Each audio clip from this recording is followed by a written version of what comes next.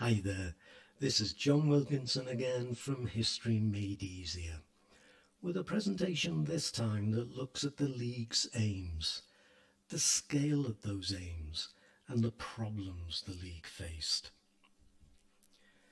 President Wilson was convinced that war had come about in Europe largely because of rival alliances, whose terms were kept secret, leading to suspicion, mistrust, and increased militarism.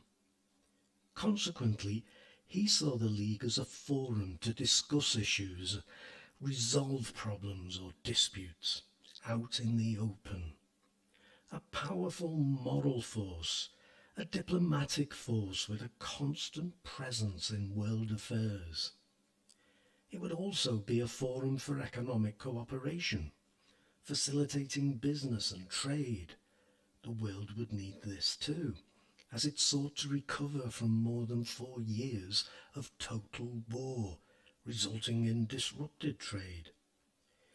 He was also aware of how relations between states in Europe remained heated, very heated, and that with self-determination creating new states and the empires of the old order divided up, a body needed to be put in place to ensure the treaties were upheld.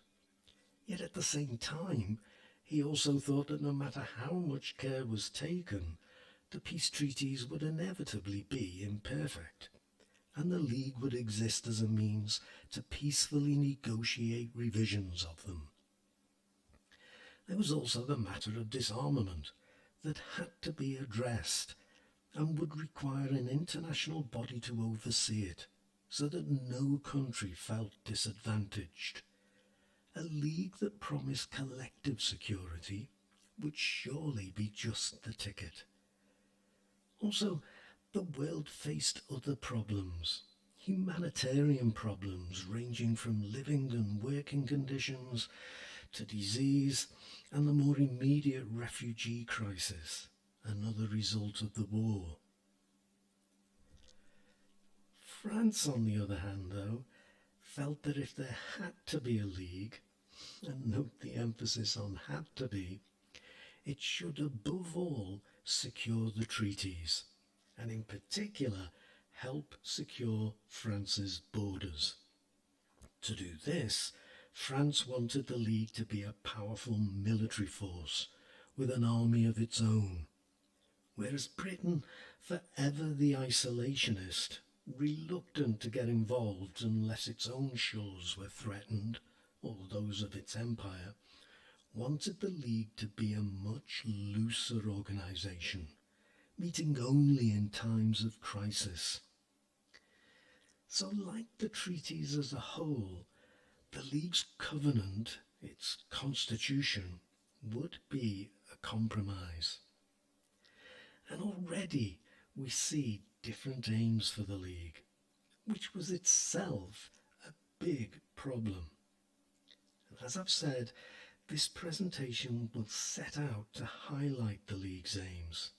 Highlight too the huge scale of the League's work, something that's often forgotten about and shouldn't be, and highlight the problems that the League's aims presented from the very beginning.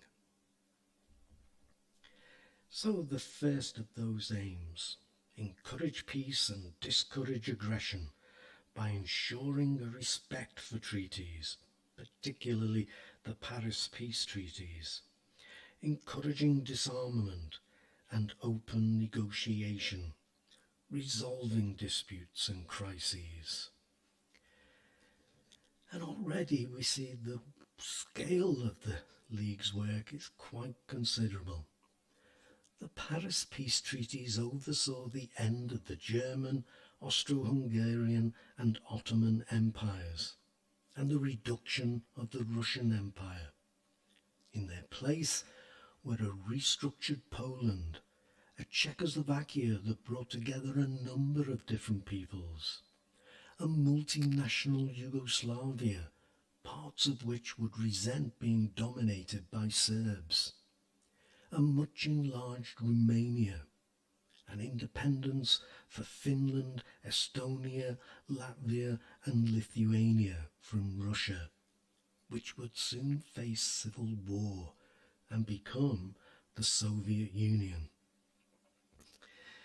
As for problems, well, think of the potential for border disputes, for unhappy people finding themselves in a minority on the wrong side of a border. Even the winners in this weren't happy. Italy, for example, and on the other side of the world, Japan. And those who had gained so much weren't entirely happy either. For example, Poland. As for disarmament, well, who is going to disarm first? And how are you going to ensure that countries do what they promise to do? So to a linked aim, to enforce peace if necessary, through collective security.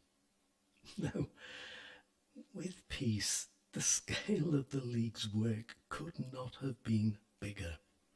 The League was supposed to ensure peace the world over. But only Britain, France and Japan even approached having the means to police the world. And in 1920, the world seemed as if it was a much bigger place. And I'll explain what I mean by that. Surprisingly, and disappointingly, I couldn't find the time it took to sail from London to Hong Kong in the 1920s. I thought Google would give me the info easily, but no. But I think the Lytton Commission that investigated the Manchurian crisis in 1931-32 left London sometime in mid-December 1931 and didn't arrive in Tokyo. It went to Japan before going to China until the end of February 1932. So that is about 10 weeks travelling time. And believe it or not, I did find a newspaper article from 1935 outlining the 12-day direct railway service from Hong Kong to London, which was predicted to open for service within a year of the article's publication, so 1936. And it would be replacing what was taking 17 days to travel from Hong Kong to London via Siberia. Now, what's the point of all this? Well, clearly, responding to crises in the far reaches of the world was not going to be easy. Though that it took the Lytton Commission just about a year to get its report published, it still seems a nonsense to me. So we see the main problem here. The world was a big place, and Britain, France and Japan went up to the job. If America and Russia had been members, it would have given the League a greater reach into South America and into the Pacific. It would also, of course, have given the League greater economic and military clout, but they weren't members. One, because it chose not to be, the other, because it wasn't invited to be. As things stood, how was Britain and France going to take on the responsibility of policing the world when the war had cost them so much, and when, as far as Europe was concerned, France still felt very vulnerable with regard to Germany? That said, though, I have to say, Britain and France still had their empires stretching all over the world. But I should also add, would any country be prepared to go to war if its own country's interests were not directly affected? So to another aim, to oversee the former colonies of the defeated powers through mandates. Now here the scale of the League's work is not so great, and the map here will help you a little bit. The Ottoman Empire had straddled the Middle East, and France and Britain were already Mediterranean powers, while the Suez Canal, which had opened in 1869, would allow them to get across to the far side of that old Ottoman Empire.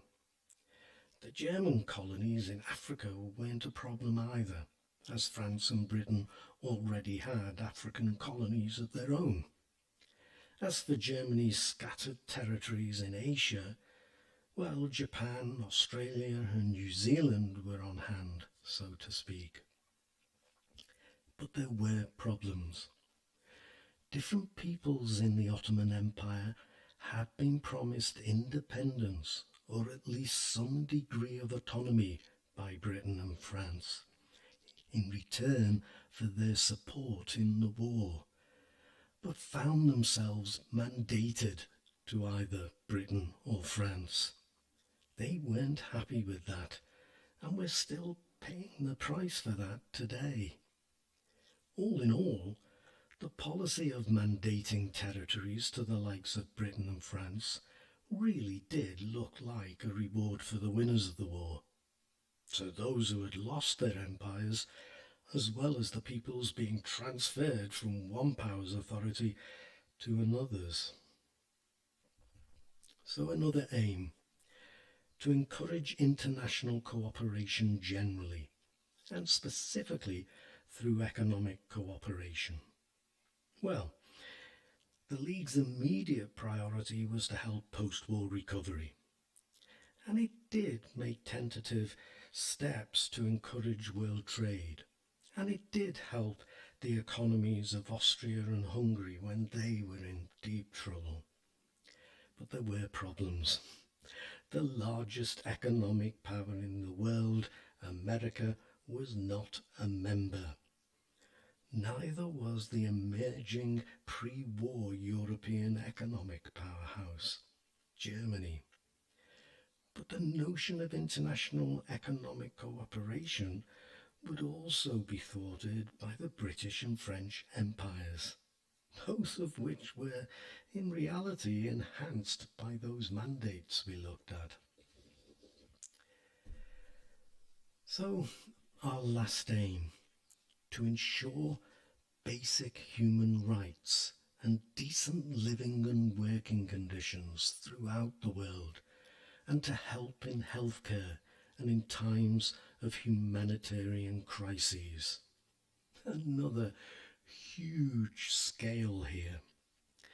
It covered everything from working conditions to healthcare to helping post-war refugees and those fleeing the Russian Civil War, as well as minorities resulting from the peace treaties, and issues like slavery.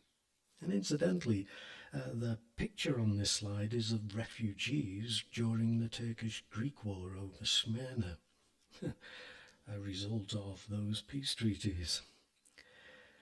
The big problem here, though, was the issue of national sovereignty, meaning that an outside authority could only help if help was asked for. The League had no authority to interfere in the affairs of another country, nor to impose standards or rules. It could only recommend them. So, aims, scale and problems. I hope this presentation will prove useful for you. I feel sorry for the League. It got a bad press at the time and since, and I really see it as a helpless victim of the big three, later of the Great Depression, and then of the likes of Mussolini, Hitler, Stalin and the Japanese. It really didn't stand much of a chance. Now I've left you with a cartoon to think about the message it sent its readers in 1925, and the kind of questions you should be asking yourself to help interpret that message. I hope you find that interesting too. But that's it for me for now. I hope this has proven useful to you. As always, I do thank you for listening. But allow me to close this time by letting you know that I have revamped all my core ebooks. And as well as being available individually, they're also available in 2 sets, which I think makes for a much better bargain. I promise you, they have the detail and the direction to assure you the best possible grade. But it's up to you if you're interested in buying them. For me, I say once more, thank you for listening. Cheers.